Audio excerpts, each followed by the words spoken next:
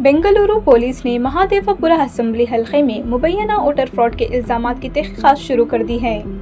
ये तहकीकात एक शहरी की शिकायत के बाद शुरू की गई, जिसमें दावा किया गया कि 2024 के लोकसभा इलेक्शन से कबल वोटर रोल्स में जाली नाम शामिल किए गए थे।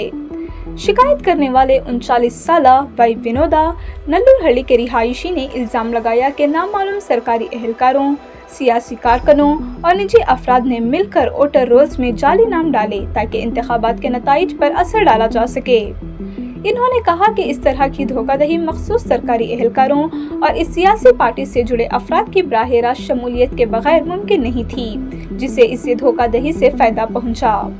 विनोदा ने पुलिस से मुतालिबा किया कि वोटर रोल्स की जालसाजी की मुकम्मल और गैर जानिबदाराना तहकीकात की जाएं और मलूस तमाम अफराद के खिलाफ कानूनी कार्रवाई की जाए। पुलिस ने तस्दीक की है कि FIR दर्ज कर ली गई है और तहकीकात जारी हैं। ये शिकायत उस वक्त सामने आई है जब अगस्त में कांग्रेस रहनुमा राहुल गांधी ने महादेवपुरा में संगीन वोटर धोखाधड़ी के इल्जामात आयद किए थे।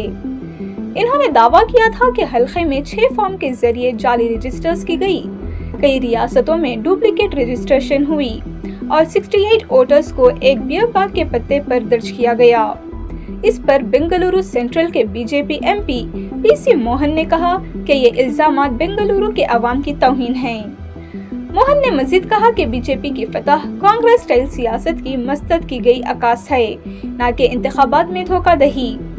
अब नई FIR दर्ज होने के बाद महादेवपुरा के वोटर रोल्स का तनाज़ा दोबारा तवज्जो हासिल कर रहा है और पुलिस ये देख रही है कि पिछले इल्जामात और हालिया शिकायत में कोई ताल्लुक है भी या नहीं।